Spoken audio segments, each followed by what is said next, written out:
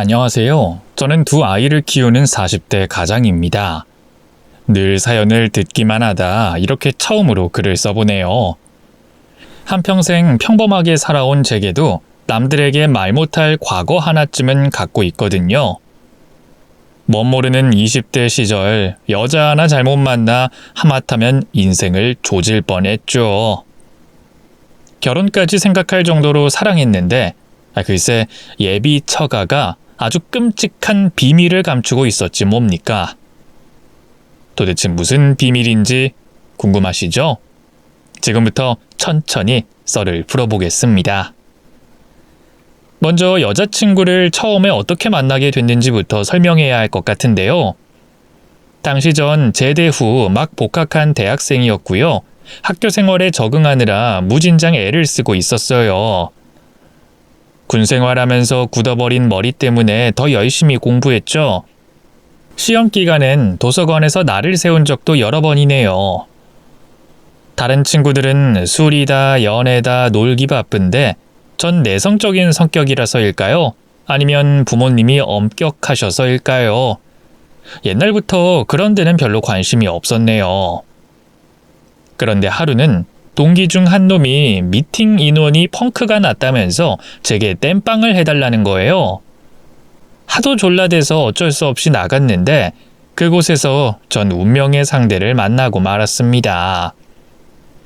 미팅에 나온 여대생들은 무용학과라 그런지 하나같이 다들 예뻤어요. 하지만 제 눈엔 오직 단 한 명, 맨 끝에 앉아있던 여학생만 보였습니다. 눈처럼 흰 피부와 무쌍의 커다란 눈, 도톰한 산호빛 입술까지. 눈에 띄는 미인은 아니지만 자그마한 체구에 토끼처럼 귀여운 인상이었죠. 어떻게든 잘 보이고 싶었는데 여자 손도 잡아본 적 없는 쑥맥이 뭘 할 수 있었겠어요. 그저 동기들이 분위기를 주도하는 걸 구경하면서 주스만 꿀깍꿀깍 마시고 있었죠. 그런데 놀랍게도 그녀가 먼저 제게 관심을 보였습니다. 이름이 한상철 씨라고 했죠? 안경 낀 거 보니까 공부 되게 잘하시나 봐요. 지금은 라식을 했지만 당시 전 두꺼운 뿔테 안경을 쓰고 있었어요. 그녀가 그런 식으로 갑자기 말을 걸 줄은 몰랐기 때문에 꽤나 당황했죠. 그래서 한참 허둥대다 간신히 입을 열었네요. 공부요? 공부는 그냥저냥 하는 편인데. 그냥저냥요? 보통 그렇게 말하는 분들이 진짜 잘하던데? 아니요, 그렇진 않고요.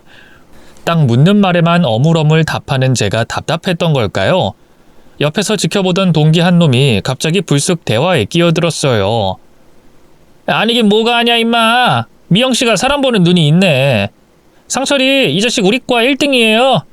허구한 날 도서관 집 학교만 다니는 범생이지만 그래도 성실하고 진국입니다. 여친 생기면 정말 잘할 거예요. 아버지가 사업하셔서 집도 엄청 잘 살고요. 야, 그런 말을 뭐하러 해. 당황한 저는 황급히 친구를 말렸어요. 하지만 내심 저를 띄워주는 게 기분 좋더군요. 어쨌든 그녀에게 나쁜 인상을 심어줄 것 같진 않았거든요. 그런 제 마음을 눈치챘는지 친구는 눈을 찡긋해 보이면서 제 어깨를 쳤어요. 그리고는 각자 마음에 드는 사람끼리 짝을 맺고 이만 찢어지자고 하더군요. 당연히 저는 그녀를 골랐고요. 놀랍게도 그녀 역시 저를 골라줬어요. 그렇게 일일 파트너가 된 저희는 어딜 갈까 고민하다 서점에 갔죠. 알고 보니 그녀도 저처럼 책 읽는 걸 좋아한다고 하더라고요. 서점을 둘러보던 그녀가 문득 수줍게 웃으며 말했어요. 전 서점에만 오면 마음이 편해져요. 책 냄새도 좋고요. 정말요? 저도 그런데. 미영 씨는 어떤 작가 좋아하세요? 글쎄요. 좋아하는 작가라. 워낙 가리지 않고 이것저것 다 읽는 편이라서. 상철 씨는 어떤 작가 좋아하세요? 전 헤르만 헤세도 좋아하고요. 최근엔 알베르 까뮈의 이방인도 재밌게 읽었습니다. 어머, 저도요. 둘 다 제가 좋아하는 작가예요. 그녀는 미모와 지성을 모두 겸비한 그야말로 완벽한 제 이상형이었어요. 두 눈에 콩깍지가 씌인 저는 어디서 그런 용기가 났는지 그녀에게 주말에 또 만나달라며 데이트 신청을 했죠. 다행히 그녀는 수줍은 미소와 함께 고개를 끄덕이더군요. 그렇게 저희는 서너 번 정도 더 데이트를 했고요. 자연스럽게 연인 사이로 발전했습니다. 여자친구는 알면 알수록 참 순수하고 사랑스러운 사람이었어요. 저와 마찬가지로 학교와 집만 오가던 모범생이라 제가 첫 남자친구라 하더군요. 놀이동산, 동물원, 식물원, PC방, 어딜 가든 이런 곳을 남자와 오는 건 처음이라면서 설레고 기뻐했죠. 그런 그녀를 보면서 저도 참 행복했네요. 그런데 딱 한 가지, 그녀에게 서운한 점이 있었어요. 바로 절대로 집 위치를 알려주지 않는다는 거였죠. 데이트가 끝나고 바래다 준다고 해도 한사코 거절하더라고요. 뭐 연애 초반에야 그럴 수 있다고 생각했지만 나중엔 날 그렇게 못 믿나? 뭔가 숨기는 게 있나? 이상한 의심까지 들더군요. 결국 사귄 지 1년쯤 됐을 때 그 일로 크게 다투고 말았습니다. 세상에 어떤 남자가 자기 여자 사는 집도 모르냐? 내가 뭐 이상한 사람도 아니고 우리 벌써 사귄 지 1년째인데 이제 그만 집까지 바래다 줘도 괜찮잖아. 글쎄 싫다니까. 자기도 피곤하고 힘들잖아. 우리 그냥 정류장에서 헤어지자. 그렇단 말이지. 결국 넌 날 못 믿는 거네. 이럴 거면 계속 만나도 의미가 없어. 우리 헤어지자. 정말 헤어질 생각은 없었어요. 서운한 마음에 나온 투정이었죠. 그런데 여자친구는 그 말을 듣고 깜짝 놀랐나 봐요. 뒤돌아가려는 저를 붙잡더니 알겠어. 그럼 오늘은 집까지 바래다 줘. 하고 먼저 숙이고 들어오더군요. 진짜? 진짜지? 그래. 대신 충격받으면 안 돼? 충격받을 게 있어? 일단 따라와 봐. 그렇게 마침내 여자친구 집까지 가게 된 저는 두 눈을 의심했어요. 여자친구는 다 쓰러져가는 다세대 주택, 그것도 제일 끄트머리에 있는 반지하 방에서 살고 있더군요. 그동안 여자친구가 집안 사정이 어렵다는 걸 티낸 적이 없어서 정말 예상 밖이었죠. 그래도 놀란 티를 내면 여자친구가 상처받을 것 같아서 애써 아무렇지 않은 척했어요. 뭐야, 충격은 무슨. 사람 집이 다 똑같지 뭐. 똑같긴 뭐가 똑같아. 자기는 2층짜리 단독주택에 살면서. 그동안 말 못해서 미안해. 사실 우리 집 사정이 그렇게 좋진 않아. 아빠가 원래 건설 일을 했는데 허리를 다치면서 몇 년째 쉬고 있거든. 요즘은 엄마가 파출부 일해서 그걸로 우리 세 식구 먹고 살아. 늘 밝기만 했던 여자친구의 그런 아픔이 있는 줄은 몰랐어요. 제가 사랑하는 여자가 이렇게 힘들게 산다는 걸 알고 나니 마음이 좋지 않더군요. 그동안 왜 말 안 했어? 난 그것도 모르고 괜히 자기한테 화만 내고. 내가 집 안 가르쳐주는 것 때문에 자기가 서운해한다는 건 알고 있었어. 근데 밝히기 창피하기도 하고 자기가 그걸로 헤어지자고 할까봐 겁도 나고 그렇더라고. 그게 무슨 바보 같은 말이야. 내가 너랑 왜 헤어져? 내가 뭐 외적인 조건 같은 거 보고 너 만나는 줄 알아? 처음엔 나 예뻐서 좋아한 거잖아. 그건 맞지. 근데 넌 외모뿐 아니라 마음까지 예쁜 여자잖아. 그래서 좋아하는 거야. 너네 집이 잘 살든 못 살든 그건 아무 상관없다고. 자기야, 그렇게 말해줘서 고마워. 여자친구와 화해하고 막 헤어지려던 찰나였어요. 갑자기 웬 아주머니가 미영아, 너 여기서 뭐하니? 하고 여자친구에게 다가오더군요. 엄마, 이 남자는 누구야? 알고 보니 그 아주머니는 일을 막 끝내고 귀가한 여자친구의 어머니였어요. 당황한 저는 얼른 고개를 숙였죠. 안녕하세요 어머님. 저 미영이 남자친구 한상철이라고 합니다. 미영이 남자친구? 집까지 바래다 준 거예요? 여기서 이러지 말고 일단 들어가요. 아닙니다. 그만 가보려고 했어요. 괜찮으니까 들어와요. 어른이 말하는데 거절하는 거 아니요. 여자친구 어머니는 제 팔까지 잡고 저를 집 쪽으로 안내했어요. 거절하기도 못해서 결국 집안까지 따라 들어가고 말았죠. 정신을 차렸을 땐 이미 여자친구 아버지까지 만나 인사를 나눈 뒤였습니다.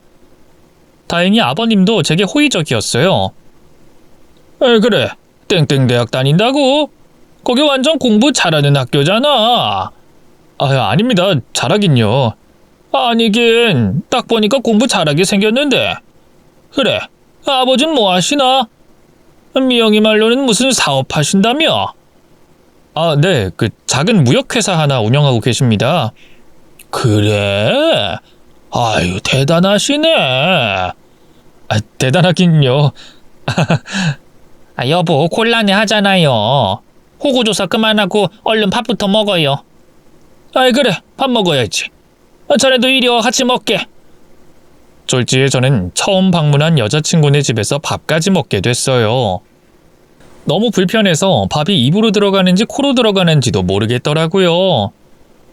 그러거나 말거나 여자친구 부모님은 계속해서 제게 이거 먹어봐라 저거 먹어봐라 챙겨주기 바쁘셨죠. 여자친구가 그만하라고 말리지 않았다면 전 아마 그 집에서 잠까지 자게 됐을 거예요. 어쨌든 본인의 집안 사정을 다 밝혀서일까요? 그 뒤로 여자친구는 저를 대하는 게 좀 편해진 것 같더라고요. 전과 달리 가족들 얘기도 많이 하고요. 집에 힘든 일이 생길 때마다 제게 털어놓기도 했죠. 대부분의 문제는 돈 때문에 생기는 거였어요. 알고 보니 여자친구 아버지가 주식 투자 실패로 빚이 좀 있더라고요. 빚쟁이들이 집까지 찾아와 괴롭히는 통에 여자친구도 많이 시달린 모양이더군요. 그 인간들 찾아와서 돈 내놓으라고 할 때마다 미칠 것 같아. 능력 없는 엄마 아빠도 싫고 동네 사람들 보기에도 창피하고. 빚이 얼마나 되는데? 몰라, 한 2천쯤 되나? 근데 이자만 갚는 게 고작이야. 그마저도 엄마가 일 쉴 때는 못 갚고. 급기야 여자친구는 부정적인 말도 자주 하기 시작했어요. 내가 좋은 학교 다니면 뭐해? 졸업해서 좋은 회사 들어가면 또 뭐하냐고. 어차피 평생 아빠가 진 빚이나 갚아야 할 텐데. 그런 거 생각하면 정말 살기 싫어. 사랑하는 여자가 그렇게 말하니 참 속상하더라고요. 고민하던 저는 갖고 있던 적금 통장을 깰 결심을 했어요. 그동안 부모님이나 친척 어른들한테 용돈을 받을 때마다 모아뒀던 건데 아주 어릴 때부터 모은 덕에 돈 1,000만 원은 들어있었거든요. 여자친구네 집 빚을 절반 정도는 갚을 수 있는 액수였죠. 자기 계좌번호 좀 불러봐. 갑자기 웬 계좌번호? 일단 불러봐. 전 여자친구 계좌로 바로 돈을 보냈어요. 액수를 확인한 여자친구가 깜짝 놀라더군요. 이게 뭐야? 자기 이렇게 큰 돈이 어디서 났어? 그동안 용돈 받은 거 모아뒀던 거야. 이걸로 일단 급한 불은 끌 수 있겠지? 난 이거 못 받아. 우리 집 빚인데 그걸 자기가 왜 갚아줘? 사귀는 사이인데 갚아줄 수도 있지. 내 마음이라고 생각하고 받아줘. 지금은 이것밖에 못 주지만 나중에 취업하면 더 많이 줄게. 그리고 자기도 취업해서 돈 벌 거잖아. 그럼 그깟 빚 2천쯤 아무것도 아니야. 그러니까 살기 싫다는 둥 그런 말은 더 이상 하지 마. 알았지? 자기 미안해. 그리고 정말 고마워. 여자친구는 꽤나 감동한 눈치였어요. 아이처럼 엉엉 울면서 나중에 꼭 갚겠다고 하더군요. 그런 여자친구를 끌어안고 저도 같이 울었더랬죠. 그렇게 저희 사랑은 영원할 거라고 믿었는데 제가 사회인이 되면서 돌처럼 단단했던 저희 사이에도 금이 가기 시작했습니다. 학교를 졸업한 저는 바로 국내 유수의 전자기업 중 한 곳에 들어갔어요. 아버지 회사는 어차피 형이 물려받을 예정이었거든요. 근데 그 회사가 어찌나 바쁜지 야근은 기본에 주말에도 출근하기 일쑤였습니다. 의존적이고 저밖에 모르던 여자친구는 그걸 너무 힘들어했어요. 원래 오늘 같이 영화 보기로 했잖아. 근데 또 출근한다고? 갑자기 회사에서 신입들 다 모이라고 호출왔는데 그럼 어떡해. 나만 빠질 순 없잖아. 우리 마지막으로 데이트한 게 언젠지는 알아? 벌써 3개월도 더 전이야. 언제까지 이렇게 살아야 돼? 신입 딱지 떼면 나아진대. 조금만 더 기다려줘. 그러지 말고 자기 그냥 아버지 회사 들어가면 안 돼? 그럼 돈은 돈대로 받고 지금보다 편하게 일할 거 아니야. 아버지 회사는 형이 물려받는다니까. 그런 게 어딨어. 일 더 잘하고 능력 있는 사람이 물려받아야지. 형보다 자기가 더 학교도 좋은 데 나왔잖아. 아버님한테 잘 말씀드려봐, 응? 급기야 여자친구는 본 적도 없는 저희 형을 깎아내리며 회사를 빼앗으라는 등 말도 안 되는 억지를 부리기 시작했어요. 잘 달래던 저도 결국 화가 나더군요. 다른 건 다 참아도 여자친구가 형을 욕하는 건 못 참겠더라고요. 그래도 우리 가족은 건드리지 말자. 우리 형 능력 있는 사람이야. 자기는 본 적도 없으면서 무슨 말을 그렇게 해? 아니, 난 그냥 너무 힘들고 속상하니까. 됐으니까 그만해. 어쨌든 난 아버지 회사 들어갈 생각 없으니까. 하지만 그 뒤로도 여자친구는 제가 야근하거나 주말 출근할 때마다 우는 소리를 했어요. 잊을만 하면 한 번씩 아버지 회사 얘기도 꺼냈죠. 자연스럽게 저희는 다투는 날이 늘어만 갔습니다. 그래서일까요? 여자친구한테 씌었던 콩깍지가 벗겨진 건지 어쩐 건지 여자친구의 단점도 하나둘 눈에 들어오더군요. 자주 오르락내리락하는 감정 기복, 변덕스러움, 높은 의존성 등 무엇보다 실망스러운 건 여자친구가 도무지 취업할 생각이 없어 보인다는 거였어요. 학교 졸업한 지가 언젠데 2년이 넘도록 팽팽 놀기만 하더군요. 보다 못한 제가 먼저 취업 얘기를 꺼냈죠. 자기 요즘 이력서는 넣고 있는 거야? 얼른 자기도 취직해야지. 그러자 여자친구는 생각지도 못한 대답을 하더군요. 글쎄, 여자는 어차피 결혼하면 회사 그만둬야 하는데 꼭 해야 하나? 어차피 자기랑 나 언젠가는 결혼할 거 아니야. 말 나온 김에 올해 안에 할까? 뭐? 결혼? 왜? 자긴 설마 나랑 결혼할 생각 없는 거야? 아니 그게 아니라 당장 결혼하기엔 자기 집 형편이 좀 그렇지 않아? 아버님 빚도 있잖아. 현실적인 제 지적에 여자친구는 허를 찔린 표정을 했어요. 그때 깨달았습니다. 여자친구는 은연중에 제가 자기네 집 빚을 다 갚아줄 거라고 생각했다는 걸요. 참 실망스럽더군요. 그래도 대놓고 내색할 수는 없어 차분하게 여자친구를 설득했죠. 결혼식 한 번 하는데 돈이 얼마나 많이 드는 줄 알아? 남자만 돈이 필요한 게 아니야. 혼수며 예단이며 여자 쪽 집도 준비해야 할 게 많다고. 그러니까 자기도 일단 어디든 취업해서 돈부터 모아야지. 그러자 여자친구는 대놓고 싫은 내색을 했어요. 자기도 알잖아. 나 몸 약하고 사람들 상대하는 거 어려워하는 거. 난 자신 없어. 그게 무슨 애 같은 소리야. 몰라. 그럼 자긴 내가 취업 안 하면 결혼 안 할 거야? 자기 그렇게 속물적인 사람이었어? 얘기가 왜 또 그렇게 튀어? 자기 요즘 정말 많이 변했어. 예전만큼 날 사랑하는 것 같지 않다고. 그렇게 또 저희는 취업 문제로 크게 다투고 말았어요. 하루가 멀다 하고 싸우기만 하니 저도 점점 지치더군요. 그건 아마 여자친구도 마찬가지였겠죠? 정말 심할 땐 싸운 다음날 화해하려고 만났는데 또 싸우고 밤에 전화로 화해했다가 다음날 또 싸울 때도 있었어요. 대체 이게 뭐하는 짓인가? 이렇게까지 해서 연애를 이어가야 하나 회의감이 들더군요. 결국 여자친구에 대한 제 마음도 점점 식어갔습니다. 하지만 여자친구에게 바로 헤어지자고 말하기는 쉽지 않더라고요. 그동안 쌓인 정도 있었고 마음 약한 여자친구가 충격받을 게 걱정이 되기도 했고요. 그런데 이게 웬걸 뜻밖의 사고로 저는 여자친구와 이별할 기회를 영영 놓치고 말았습니다. 어느 날 여자친구가 할 말이 있다면서 보자고 하더군요. 내심 헤어지자는 말이 아닐까 생각했던 것 같아요. 그런데 카페에서 만난 여자친구는 생각지도 못한 충격적인 말을 했습니다.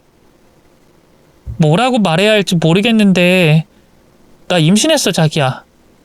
이제 2달 됐대. 뭐? 임신? 그게 정말이야? 여자친구는 이미 저 모르게 병원까지 다녀온 뒤였어요. 서로 싸우기만 하느라 잠자리도 뜸했었는데 임신이 돼버리다니 너무 당혹스럽더군요. 아무 말 못하는 저를 보는 여자친구의 눈초리가 점차 뾰족해졌어요. 왜 아무 말도 안 해? 설마 지우라고 할 건 아니지? 아니야. 그냥 너무 갑작스러워서 좀 당황스럽네. 자기가 아무리 당황스러워봤자 나만 하겠어? 갑자기 몸이 좀 이상해서 임신 테스트기 해봤는데 글쎄 2줄이 뜨잖아. 얼마나 무섭던지. 설마 하는 마음으로 병원에 갔는데 혹시나 알아보는 사람 있을까 너무 겁나더라. 의사 선생님은 애 아빠는 어디 가고 혼자 왔냐고 묻는데 창피하기도 하고 주눅들기도 하고.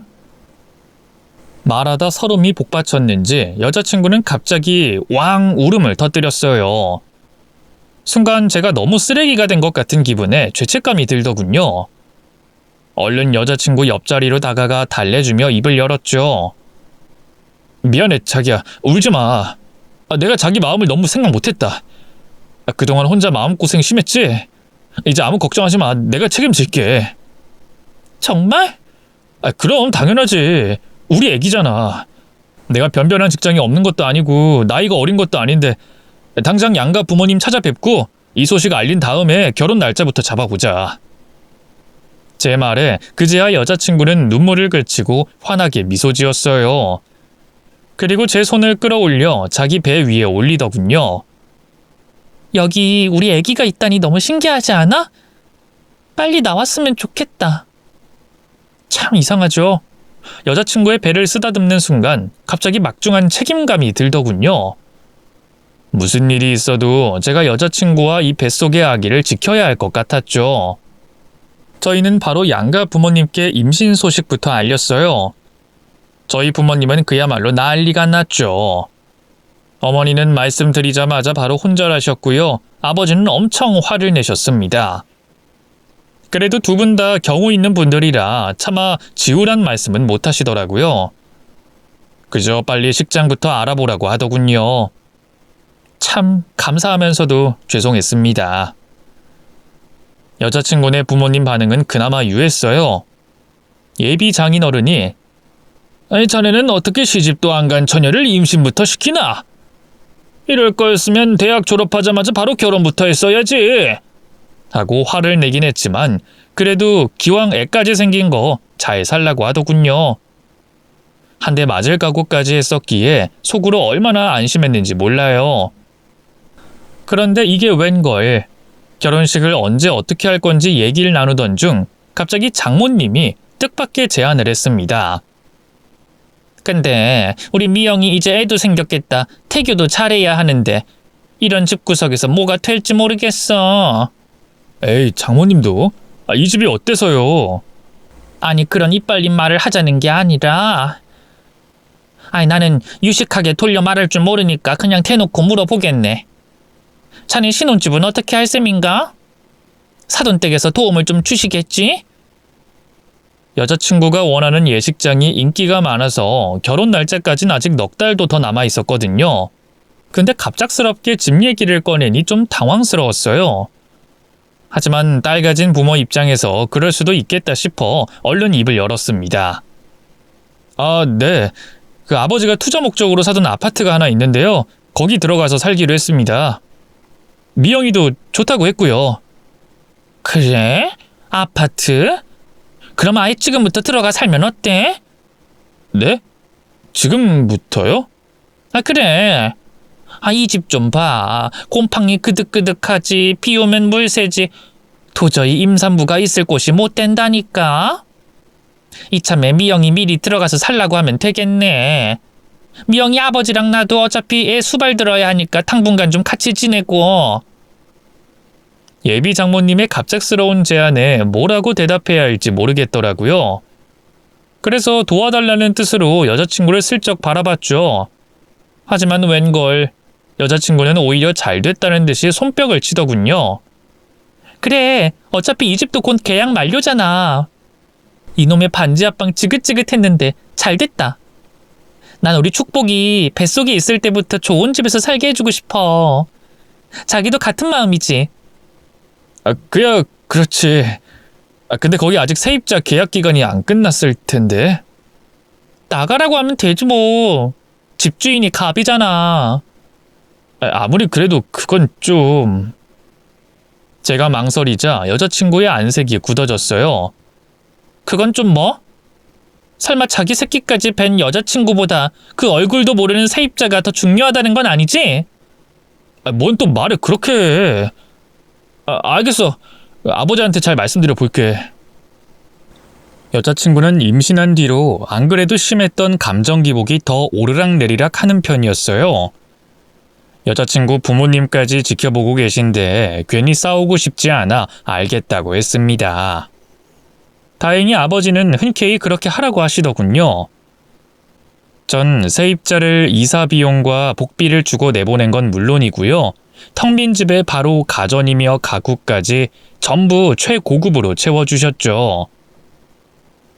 사실 혼수 준비는 여자친구의 몫이었지만 아버지 입장에선 아들이 시집도 안 간 처녀를 임신시킨 게 면목이 없었나 봐요.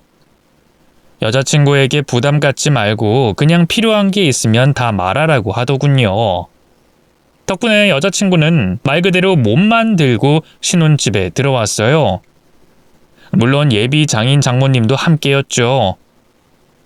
말로는 여자친구가 출산만 하면 나갈 거라고 하셨지만 글쎄요.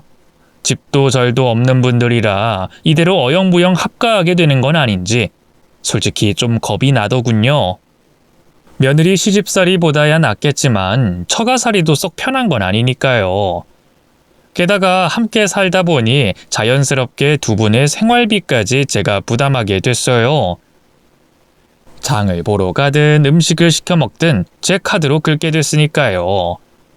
나중엔 슬쩍 용돈까지 요구하더군요.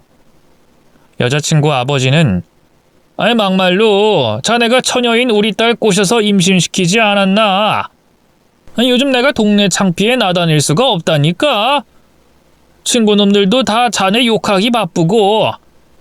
그래서 내가 그놈들한테 술이라도 한 잔 사주면서 자네 그런 사람 아니라고 변명이라도 해주고 싶은데 돈이 있어야 말이지. 하고 걸핏하면 제 옆구리를 찔렀고요. 여자친구 어머니도 임신한 딸을 돌봐야 한다는 핑계로 파출부 일을 그만두셨더군요. 그동안 자네 일하랴 미영이 수발들랴 힘들었지? 아예 내가 일 그만두고 옆에 딱 붙어 있을 테니까 이제 걱정 말겠나. 그렇게 큰 소리 치시길래 그나마 다행이라고 생각했어요. 사실 여자친구가 임신한 뒤로 걸핏하면 전화해서 이거 먹고 싶다 저거 먹고 싶다 투정을 부려 힘들던 차였거든요. 전화 주문으로 해결할 수 있는 음식을 먹고 싶다고 하면 그나마 양반이었어요. 제주도 고등어회를 먹고 싶다거나 강원도 맛집에서 파는 감자 옹심이가 먹고 싶다거나 할 땐 너무 난감하더군요. 자기야, 나 지금 회사잖아. 근데 당장 강원도에 파는 감자 옹심이를 어떻게 사다 줘? 몰라. 먹고 싶단 말이야. 그냥 조퇴하고 와. 회사에 조퇴가 어딨어. 여기가 학교인 줄 알아? 내가 먹고 싶어서 그래? 뱃속에 축복이가 먹고 싶다잖아. 그리고 자기 지금 나 회사 생활 해본 적 없다고 무시하는 거야? 내가 취업도 못하고 이렇게 집에 눌러앉게 된 게 누구 때문인데? 자기가 나 임신시켜서 그런 거잖아. 애초에 취업할 생각 없다고 할 땐 언제고 막상 임신하고 나니 사회생활 못하게 된 게 아쉬웠나 봐요. 여자친구는 걸핏하면 그걸 빌미삼아 제게 무리한 요구를 하곤 했습니다. 그럼 저는 죄책감에 그냥 회사도 반차 쓰고 여자친구에게 달려갈 수밖에 없었죠. 그 와중에 혼자 결혼 준비까지 하려니 미치겠더라고요. 플래너한테 모든 걸 맡기지 않았으면 아예 식도 못 올릴 뻔했죠.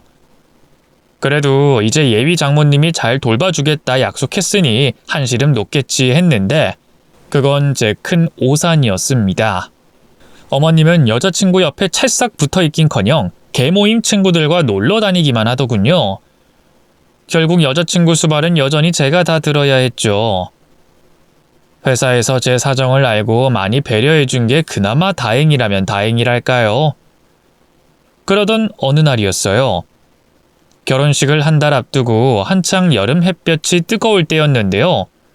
여자친구가 안정을 취해야 한다는 이유로 계속 집에만 있다 보니 답답했나 봐요. 제게 태교 여행을 가자고 하더군요. 국내 1박 2일이라도 좋으니 다녀오자고요. 때마침 여름 휴가철이었기 때문에 선선히 알겠다고 했죠. 처음엔 여자친구와 단둘이 가는 걸 생각했는데요. 저희가 여행 간다는 걸 알게 된 여자친구네 부모님도 같이 가고 싶다 하시는 거예요. 차마 대놓고 거절하기가 힘들어 결국 넷이서 떠나게 됐죠. 숙소 예약이며 기타 부대 비용은 당연히 제가 다 부담했네요. 가는 길은 또 왜 그리도 멀던지. 여자친구가 가고 싶다는 펜션이 하필이면 서울에서도 꽤 떨어진 곳에 있어서 거의 4시간 넘게 운전했던 것 같아요. 중간중간 휴게소를 들리긴 했지만 참 피곤하더군요. 차라리 회사에서 일하는 게 낫겠다 싶더라고요. 그래도 기왕 온 거 잘 놀다 가야지 했는데 웬걸 펜션에 도착하자마자 생각지도 못한 문제가 생겼어요. 입실 시간에 딱 맞춰 갔는데 글쎄 아직 방 청소가 덜 됐다지 뭡니까? 아유 이거 어떡하지요?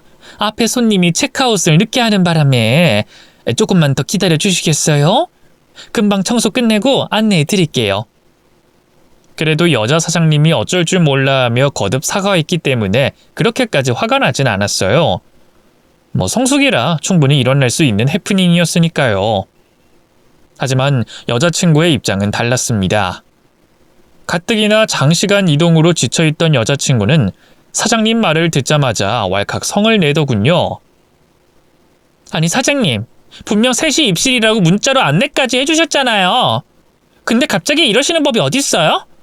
저 만삭 임산부라서 여기까지 오는 데만도 얼마나 힘들었는 줄 알아요? 당장 기절할 것 같아서 빨리 눕고 싶은데 기다리라뇨. 무슨 장사를 이따위로 하세요? 죄송합니다. 일단 여기 앉아서 기다려 주시면 일단 딱딱한 의자에 앉아봤자죠. 사장님은 임신 안 해봤어요? 저 지금 죽을 것 같다고요. 만약에 뱃속에 아기가 잘못되기라도 하면 사장님이 책임지실 거예요? 남자친구인 제가 보기에도 여자친구는 과하게 흥분한 상태였어요. 그래서 그만하라며 말리려는데 갑자기 상황을 지켜보던 장모님이 불쑥 끼어들었습니다. 아니 장사하시는 분이 이러시면 안 되죠. 그냥 무작정 기다리라고만 하면 어떡해요?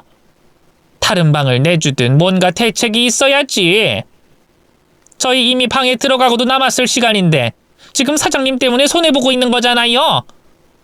긴 말할 것 없고 펜션비 환불해주세요. 그냥 다른 데 갈라니. 네? 아니 갑자기 이러시면 글쎄 됐고 환불해달라고요. 참 모전 여전이 따로 없더군요. 여자친구와 예비 장모님 사이에 낀 사장님은 어쩔 줄을 몰라 했어요. 저희가 이대로 환불받고 가버리면 꼼짝없이 방 하나를 날리는 셈이었으니까요. 그때가 이미 오후 3시였는데 누가 당일 예약을 하겠어요. 안 되겠다 싶었는지 사장님이 다시 재차 애원하더군요. 죄송합니다. 대신 요금을 조금 깎아드리고 숯불 비용도 안 받을게요. 그럼 좀 속상한 마음이 나아지실까요? 그러자 여자친구가 입술을 삐죽거리면서 다시 입을 열었어요. 참나, 그건 당연한 거고요. 뭐 더 없어요? 다른 데는 자기들이 실수하면 뭐 커피 쿠폰 같은 것도 주고 그러던데? 너무 당당하게 진상짓을 하는 여자친구를 보고 있자니 할 말이 없더군요. 제가 과거에 사귀었던 그 교양 있고 수줍은 여대생이랑 정말 동일 인물인가 싶을 정도였어요. 이대로는 더한 것도 요구할 기세길래 결국 제가 앞으로 나섰죠. 이쯤 하고 우리 일단 그럼 계곡부터 갈까요? 자기도 바로 물에 몸 담그고 싶다고 했잖아. 짐은 여기 두고 잠깐 다녀오자. 어때? 내가 튜브랑 파라솔도 다 챙겨왔어. 아직 얘기 안 끝났는데? 됐어. 그럼 자기만 더 힘들어. 사장님하고 얘기는 내가 마무리 지을 테니까 자긴 계곡 가서 놀기나 해. 축복이랑 같이 온 첫 여행인데 즐겨야지. 그제야 여자친구는 본인 물놀이 할 것들을 챙겨 밖으로 나갔어요. 예비 장인 장모님도 함께였죠. 저는 혼자 남겨진 사장님에게 죄송하다고 사과부터 했습니다. 저희 집사람이 임신 중이라 좀 예민해요. 이해해 주세요. 아니에요. 그럼 펜션비 환불은? 아유, 무슨 환불이에요. 됐으니까 돈 돌려주실 필요 없어요. 숯불값도 제대로 쳐드릴게요. 아이고, 고마워요. 고마워. 제 엄마 뻘인 사장님이 손까지 잡고 고맙다고 하니 기분이 이상하더라고요. 그래서 아니라며 손사래를 치고는 밖으로 나왔죠. 물놀이를 한껏 즐긴 여자친구는 금세 기분이 좋아졌고요. 다시 펜션에 돌아왔을 땐 객실 청소가 다 완료돼 바로 방에 들어갈 수 있었어요. 생각보다 더 넓고 좋더군요. 여자친구도 여기저기 구경하면서 신나하더라고요. 그렇게 방에서 좀 쉬다가 바베큐장으로 나갔어요. 이제 본격적으로 숯불에 고기를 구워 저녁을 먹을 생각이었죠. 여자친구와 장인 장모님은 너무 덥다면서 고기가 1차로 구워지면 그때 나오겠다고 하더군요. 좀 서운했지만 그러라고 했습니다. 그렇게 혼자 바베큐장에 나와 열심히 고기를 구웠어요. 어느 정도 다 구워졌을 무렵 예비 처갓집 식구들도 밖으로 나왔죠. 그렇게 다 같이 둘러앉아 한창 고기를 먹고 있는데 갑자기 낯선 남자가 저희 쪽으로 다가왔습니다. 그리고는 조심스럽게 제게 다가오더군요. 그쪽이 이 집 사위요? 얘기 좀 합시다. 누구신데요? 저 여기 펜션 사장이요. 아까 그 아주머니는... 그 사람은 내 집사람. 아까 신세 졌다는 말은 들었어. 덩치도 크고 험상궂게 생긴 분이라 내심 긴장이 됐어요. 안 사장님과 잘 풀긴 했지만 어쨌든 여자친구와 장모님이 도가 지나치게 군 건 사실이었으니까요. 걱정하면서 관리실 쪽으로 따라가니 안 사장님도 기다리고 있더군요. 그런데 이게 웬걸, 안 사장님 상태가 어딘가 좀 이상해 보였어요. 얼굴도 허옇게 질려 있고 주변을 자꾸 두리번거리는 폼이 너무 불안해 보였죠. 무슨 일일까 했는데 저를 발견한 안 사장님이 허겁지겁 저를 관리실 안으로 이끌었습니다. 심지어 바깥 사장님은 관리실 문을 걸어 잠그기까지 하더군요. 덜컥 겁이 나더라고요. 지금 뭐 하는 겁니까? 왜 이러세요? 당황한 저는 조금 날카롭게 외쳤어요. 그러자 안 사장님은 너무나 충격적인 얘기를 꺼냈습니다. 지금부터 내 말 잘 들어요? 괜히 오지랖인 것 같아서 망설였지만 그쪽이 너무 착한 사람인 것 같아서 용기 내 말하는 거니까. 그게 대체 무슨... 지금 같이 있는 처갓집 식구들 다들 순 사기꾼이에요. 뱃속에 있는 애기도 따로 애 아빠가 있다니까 당장 도망쳐요. 대뜸 그렇게 말하니 얼마나 황당했는지 몰라요. 나를 얼마나 우습게 봤으면 이러나 기분이 나쁘기까지 하더군요. 기껏 사람 불러놓고 그게 무슨 헛소리입니까? 정말 불쾌하네요. 설마 아까 일 때문에 복수라도 하시는 거예요? 저랑 아내 사이 갈라놓으려고요? 참나, 방금 얘긴 못 들은 걸로 하겠습니다.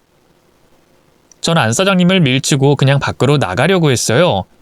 그러자 안 사장님이 다시 저를 붙잡더군요. 진짜예요.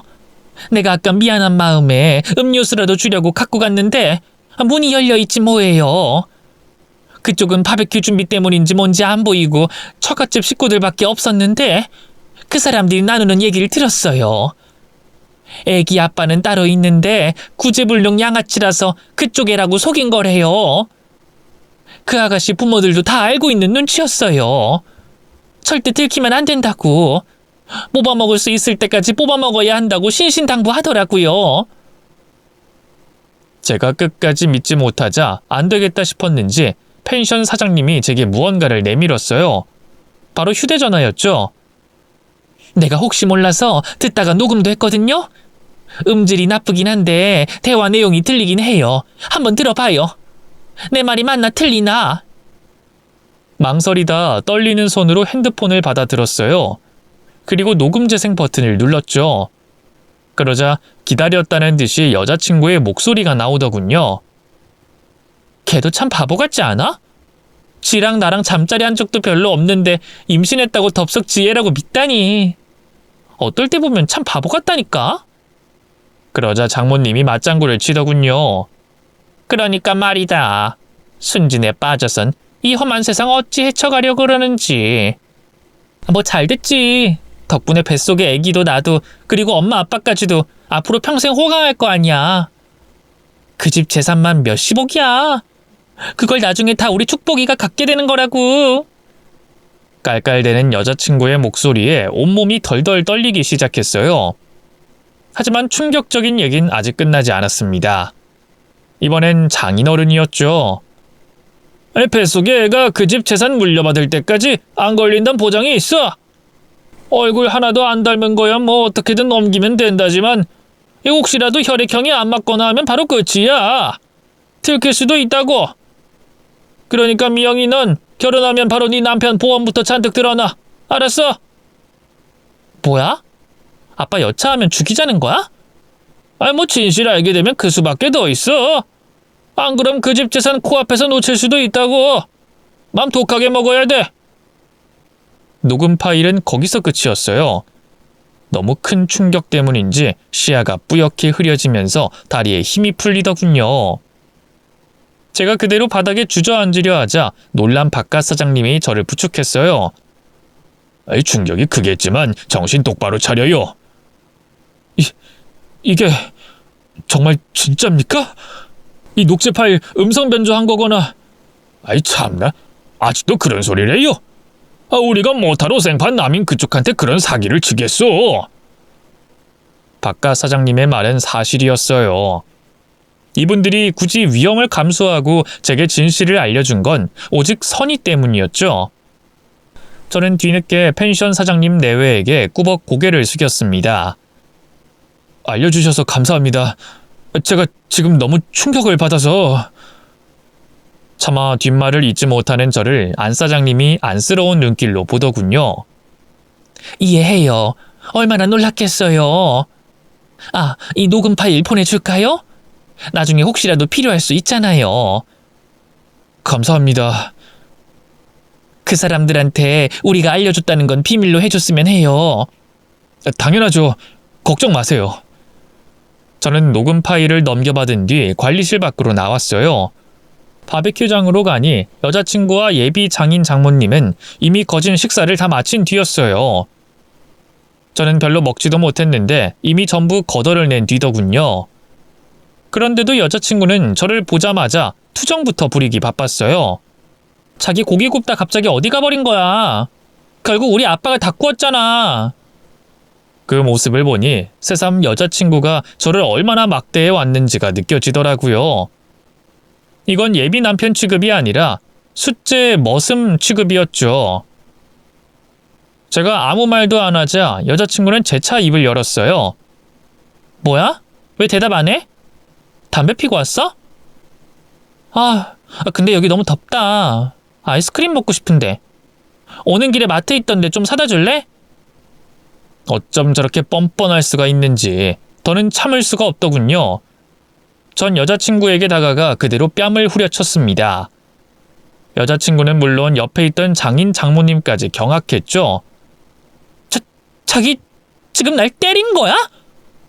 그래. 맘 같아선 더 때리고 싶은데 참는 거야.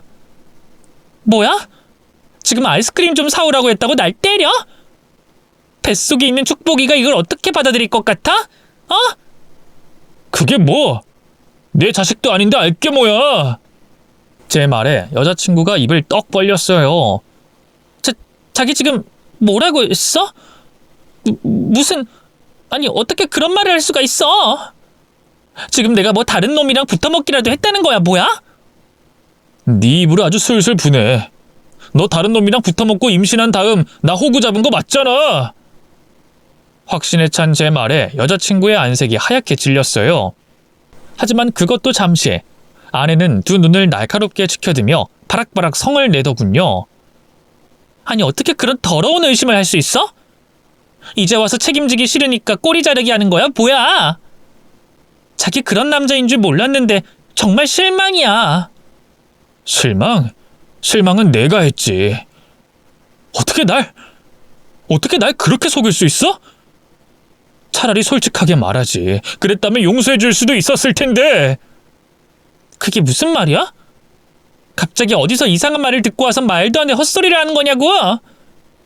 우리 축복이가 당신 애지 그럼 누구 애야? 이제라도 솔직하게 용서를 빌길 바랬는데 여자친구는 끝까지 잡아떼더군요. 안 되겠다 싶어 주머니에 있던 핸드폰을 꺼냈어요. 내가 아까 바베큐 준비할 때 핸드폰을 방에 두고 왔었거든? 근데 그때 녹음 버튼이 켜져 있었어. 너랑 너희 식구들 하는 얘기가 다 녹음됐어. 이래도 잡아뗄 거야? 저는 펜션 사장님 내외에게 받은 녹음 파일을 재생했어요.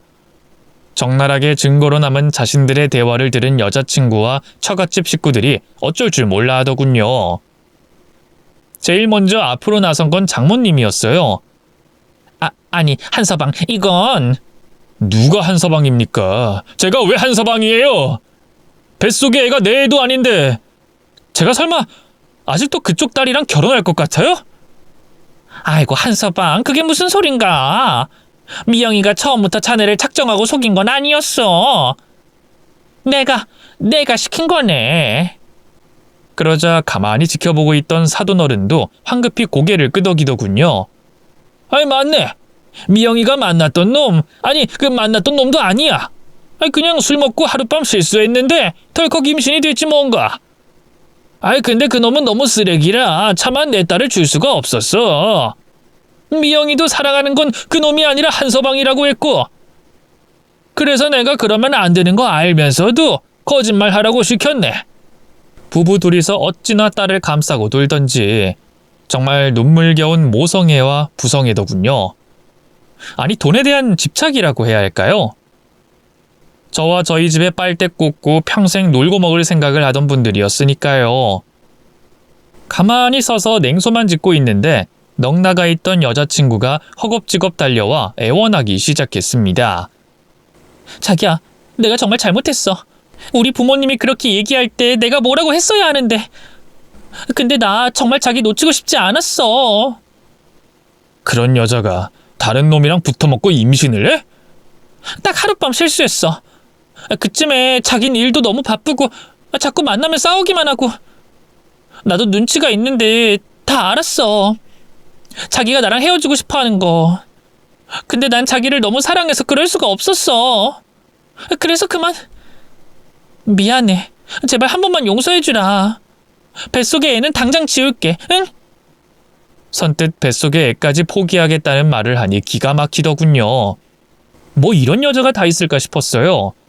그나마 남아있던 정까지 싸그리 다 사라지고 말았죠. 됐으니까 우리 여기까지만 하자. 뱃속에 애를 지우든 말든 그건 너 알아서 해. 이제 나랑은 상관없는 일이니까. 살면서 다신 보지 말자. 잠깐만 자기야. 기다려. 그래 한서방, 일단 우리 차분하게 얘기 좀 나눌세. 응? 우리가 다 잘못했네. 전 잘못했다고 비는 여자친구와 처갓집 식구들을 뒤로하고 그 자리를 빠져나왔어요.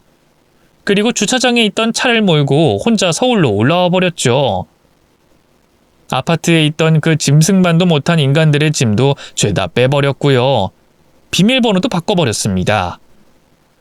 뒤늦게 도착한 여자친구와 가족들은 그 앞에서 울고불고 아주 난리를 쳤어요.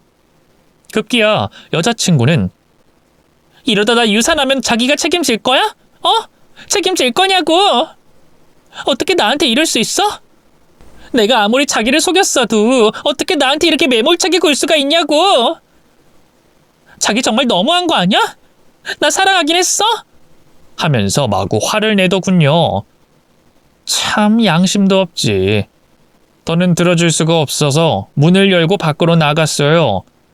좀 강하게 나갈 필요가 있겠다 싶더군요. 자기 나와줬구나. 제가 나오자 여자친구 얼굴에 화색이 돌았어요. 하지만 그것도 아주 잠시였죠. 자기 내 말 좀 들어봐. 난 정말... 됐고 그만 가. 내가 다신 보지 말자고 했잖아. 계속 이렇게 소란 떨면 그땐 법정에서 볼 수밖에 없어. 자기야, 법정이라니 그게 무슨 말이야? 설마 제가 이런 얘기를 꺼낼 줄 몰랐던 걸까요? 여자친구의 얼굴이 파리해졌어요. 옛날 같았으면 안쓰러웠을 텐데 그저 끔찍하기만 하더군요. 누가 네 자기야? 난 너처럼 더러운 여자 몰라. 당장 내 집에서 꺼져. 뭐 경찰 불러? 어? 너 우리 집 얼마나 부자인 줄 알지? 아버지가 사업하셔서 고문 변호사도 따로 있다고. 법적으로 제대로 소송 들어가면 너랑 네 부모 평생 깜빵에서 콩밥 먹어야 돼. 감옥에서 애 낳고 싶냐? 제 협박 아닌 협박이 먹힌 걸까요? 뒤에 있던 장인 장모가 화들짝 놀라 여자친구를 잡아 끌었어요. 그리고는 그냥 가자고 하더군요. 결국 여자친구는 엉엉 울면서 부모에게 끌려 제 눈앞에서 사라졌습니다. 그래도 법의 심판이 두렵긴 했나 봐요. 그 뒤로는 한 번도 연락이 오지 않더군요. 당장 식장부터 취소하고 초대한 분들에게도 연락을 돌려야 하니 결국 부모님께도 말씀드릴 수밖에 없었는데요. 놀라던 부모님은 이내 별다른 말 없이 저를 안아주셨어요. 가슴에 대못만 박는 것 같아 얼마나 죄송했는지 몰라요. 그래도 파혼도 했겠다. 모든 게 다 정리됐다고 생각했는데 이게 웬걸. 전 여자친구가 감추고 있던 비밀은 거기서 끝이 아니었습니다. 전 여자친구와 겪은 자세한 속사정은 정말 친한 친구들 몇 명에게만 얘기했는데요. 그중 한 명이 그때 같이 미팅했던 놈이거든요. 저 모르게 그때 그 여대생들 몇 명과 연락을 했나 봐요. 그러면서 정말 충격적인 사실이 드러났죠. 글쎄, 전 여자친구는 제가 미팅을 했던 그 여대 학생이 아니었습니다. 미팅에 참석했던 여대생 한 명의 동네 친구였는데 저와 마찬가지로 땜빵으로 온 거라고 하더군요. 고등학교도 중퇴한 중졸이라 하대요. 그리고 책을 좋아하긴 개뿔. 술집이나 나이트를 쏘다니던 날라리였다고 하더군요. 그 순진한 얼굴로 어쩜 그렇게 사람을 감쪽같이 속여왔던 건지 참 기가 막히더라고요. 사실 고소도 생각해보지 않은 건 아니에요. 하지만 법적 절차를 밟는 순간 저 스스로도 너무 피폐해질 것 같아 결국 그만뒀습니다. 하루빨리 전 여자친구와 그 가족들의 흔적을 싹 지워내고 싶은 마음뿐이었거든요. 또 전 여자친구가 어쨌든 애가 진 임산부라는 것도 신경이 쓰였고요. 그래서 그냥 깔끔하게 정리하고 잊자 마음을 먹었죠. 혹시 몰라 핸드폰 번호도 바꾸고 이사도 가서 전 여자친구와 접점이 될 만한 것들은 싹 지워버렸네요. 그래도 인과응보라는 게 있긴 한가 봐요. 전 여자친구는 저와 헤어진 뒤 인생이 나락으로 떨어졌거든요. 그 가족들도 마찬가지고요. 겹지인에게 전해 듣기로 결국 전 여자친구는 뱃속 아이의 진짜 아버지인 남자를 다시 만났는데요. 변변한 직업도 없는 양아치 같은 놈이라더군요. 식도 안 올리고 어찌저찌 애만 낳은 채 같이 살고 있는데 하루가 멀다 하고 싸우나 봐요. 남자가 유흥에 도박까지 하는 것 같더라고요.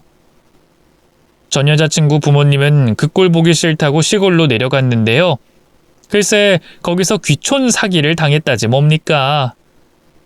요즘 뭐 인생 이막이다 뭐다 하면서 시골 내려가 사는 게 유행이라 그런 사기가 기승을 부린다는데 글쎄 그동안 모아둔 전 재산을 그 사기꾼 놈한테 홀랑 줘버렸다네요. 시골에 있는 부동산에 투자해서 평생 놀고 먹게 해준다는 감언이설에 속아서 말이죠. 그 부모의 그 딸이라고 아직도 정신을 못 차리고 편하게 돈 벌려고 하니 그 꼴 당한 게 아니겠어요. 너무 한심해서 안타깝지도 않습니다. 반면 저는 파혼 후 너무 잘 살고 있어요. 한동안 인간불신에 빠져 사회생활이 어려웠지만 시간이 약이라고 잘 이겨냈고요. 지금은 좋은 여자를 만나 결혼도 했습니다. 저와 아내를 반씩 닮은 귀여운 아이들도 둘이나 있죠.